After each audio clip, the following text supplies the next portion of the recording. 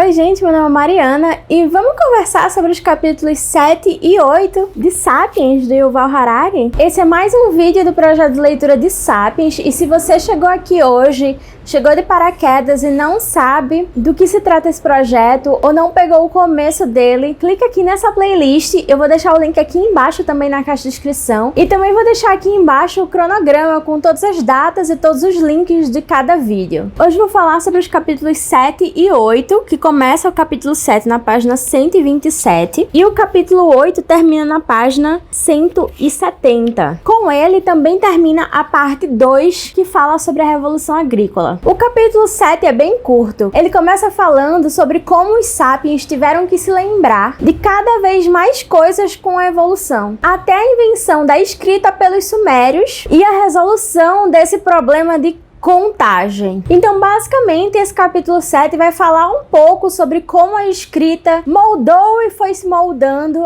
a vida dos sapiens e como ela foi importante desde o início dos tempos. É meio engraçado porque o Yuval Harari, o autor desse livro, fala da escrita como algo extremamente burocrático e que só deu certo por causa da compartimentalização que não existe no cérebro. Eu quero fazer um adendo rapidinho aqui para falar do livro O Mundo da Escrita, do Martin Putner, que é tipo um Sapiens de livros. Nele, o autor Martin Putner, ao contrário do Yuval Harari, o autor Martin Putner fala sobre a escrita com muitos detalhes, às vezes até demais. Mas o livro é bem interessante, se você gosta muito, como eu, desse aspecto sobre a escrita, sobre livros. Esse, inclusive, é outro livro de não ficção que eu comecei a ler e ainda não terminei. Quem sabe depois de Sapiens eu pegue ele de novo para continuar a leitura. Bem, o capítulo 7 termina com o autor falando sobre notação matemática e como essa escrita parcial é dominante nos dias de hoje. O penúltimo parágrafo desse capítulo fala que os computadores têm dificuldade em entender como o Sapiens fala, sente e sonha. Então, estamos ensinando os sapiens, os seres humanos, a fazer essas coisas na linguagem dos números. Como eu disse, esse é um capítulo bem curto, mas se você se interessa muito por escrita, por leitura, eu recomendo bastante o livro O Mundo da Escrita, do Martin Putner, porque ele realmente vai mostrar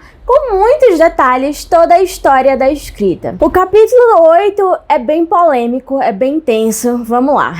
O autor começa o capítulo 8 dizendo que as ordens imaginadas que regem o mundo não são nem nunca foram neutras ou justas. Ele fala da hierarquia criada por elas e cita como exemplo a Declaração de Independência dos Estados Unidos, na qual os direitos dos homens pouco tinham a ver com os negros. O autor fala também de como o conceito de igualdade não tem nada a ver com oportunidades iguais para todos. Segundo o autor, o endosso da hierarquia, tanto no tempo, por exemplo, de Hammurabi, quanto atualmente, vem da natureza, ou seja, é ela que recompensa os ricos e penaliza os pobres. Aristóteles, por exemplo, dizia que os escravos tinham uma natureza escrava, enquanto os homens livres tinham uma natureza livre. O que a gente sabe atualmente que é pura conversa fiada, né? Foram as leis e normas puramente humanas que transformaram algumas pessoas em escravos e outras em senhores. Muitos foram os pretensos argumentos para sistematizar e normalizar diversos tipos de preconceito durante toda a história da humanidade. Escolha divina, contaminação de pessoas e da sociedade, mitos científicos e religiosos. Enfim, o nome desse capítulo 8, que é Não Existe Justiça na História, foi muito bem escolhido, porque os exemplos de discriminação que o autor dá são vergonhosos, dolorosos, horríveis e verdadeiros. Mas eles realmente aconteceram e muitos casos de preconceito ainda continuam acontecendo em pleno 2021. Muita gente ainda se vale, principalmente dos mitos religiosos, para destilar seu preconceito. Na página 149, o autor explica como era a vida dos negros depois da abolição da escravidão. Existia um estigma que rotulava os negros como, por natureza, pouco confiáveis, preguiçosos e menos inteligentes que os brancos. E, por Por causa desse preconceito arraigado, os negros livres não tinham as mesmas oportunidades de trabalho que os brancos. Por causa disso, um pensamento foi muito difundido e ainda continua sendo muito pensado atualmente. Veja se você já não ouviu alguém falando algo tipo assim: veja, os negros são livres há gerações e ainda assim quase não existem professores, advogados, médicos ou mesmo caixas de bancos negros. Não é uma prova de que os negros são simplesmente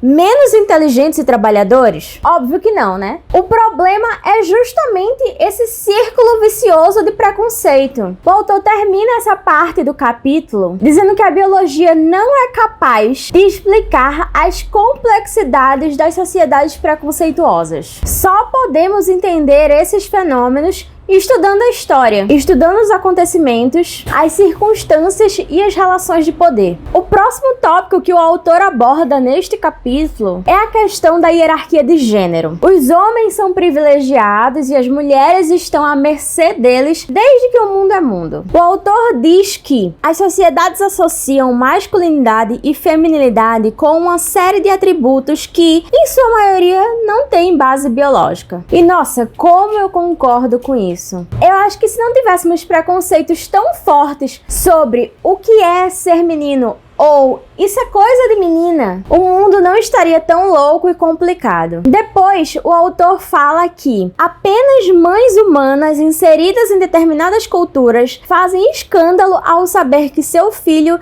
tem um caso com o vizinho. A explosão de raiva da mãe não tem base biológica. E então, o autor continua dando exemplo de preconceitos culturais que são biologicamente normais. E ele diz uma coisa muito interessante na página 155. Nossos conceitos de natural e não natural não são tirados da biologia, mas da teologia cristã. E não é que é verdade? Eu nunca tinha pensado nesses termos, mas é exatamente isso. Muita gente baseia a sua vida inteira na religião cristã, o que é totalmente normal, o que é totalmente compreensível, né? Cada um tem a sua fé, cada um acredita no que quer, mas além disso, as pessoas também querem controlar o que o outro faz baseado no que elas acreditam. Aí o negócio se complica. Você conhece aquela música chamada Toma?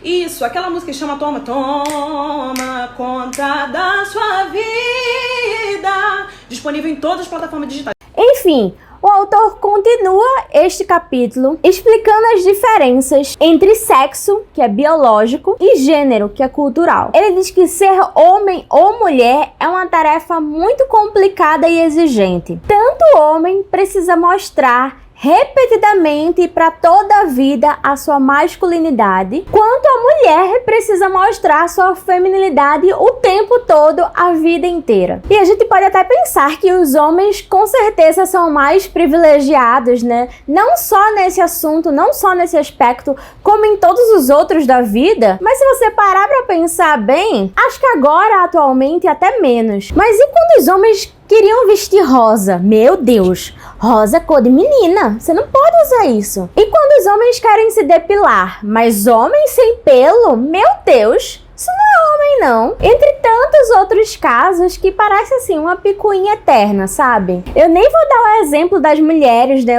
O que elas têm que passar, o que nós temos que passar. Temos que mostrar nossa feminilidade o tempo inteiro, enfim. Que eu não tenho paciência mais, sabe? Não tenho paciência. Continuando o capítulo 8, o autor questiona o patriarcado, a origem do patriarcado, algumas páginas depois. Ele se pergunta por que os homens sempre foram mais valorizados do que as mulheres em todas as épocas, em sociedades que não tiveram contato entre si. E aí ele apresenta 3 teorias. A primeira delas diz respeito à força muscular, mas o autor logo argumenta contra ela. Outra teoria explica que a dominância masculina não vem da força, mas sim da agressividade. Mas o autor também questiona essa teoria pensando na guerra, por exemplo, que é um momento que exige muito mais vigor e estratégia, não no caso dos soldados comuns, mas de quem faz a guerra, né, de quem pensa a guerra, do que exatamente força física ou agressividade. As mulheres são tão estereotipadas por, ai, ela é muito manipuladora, nossa, que estrategista, nossa, que vingativa. Essa posição de poder da guerra que exige justamente essa estratégia, esse vigor intelectual, pouquíssimas vezes foram posições ocupadas por mulheres. A terceira teoria fala de diferentes estratégias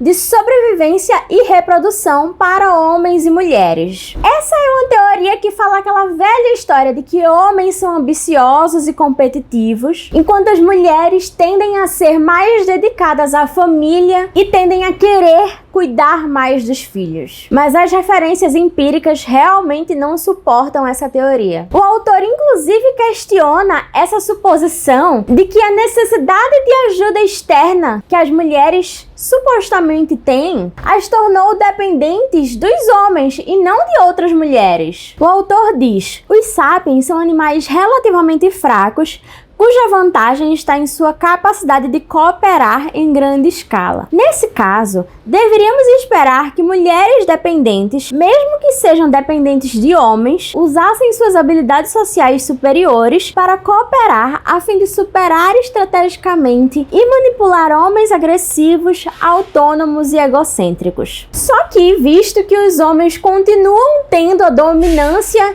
na sociedade, vemos que não é isso que acontece. E para terminar o capítulo 8, o autor se pergunta algo muito interessante. Como foi que, em uma espécie cujo sucesso depende sobretudo da cooperação, os indivíduos supostamente menos colaborativos, os homens, controlaram os indivíduos supostamente mais colaborativos, as mulheres? Essa é uma pergunta para a qual a biologia não tem resposta. Bem, é assim que terminamos o capítulo 8 de Sapiens, de Yuval Harari. Terminamos também a parte 2 do livro, que fala sobre a Revolução Agrícola, e a próxima parte começa a unificação da humanidade, parte 3. Eu espero que vocês tenham gostado dos comentários que eu fiz aqui. Se vocês quiserem falar sobre algum desses assuntos, comentar sobre o meu comentário, minha opinião, deixa seu comentário aqui embaixo, eu vou adorar discutir sobre isso. Se você gostou desse conteúdo, não se esqueça de se inscrever aqui no canal e de dar like nesse vídeo para eu saber que você gostou e para o YouTube saber que você gostou também. Nosso próximo encontro é na próxima quarta, eu espero vocês.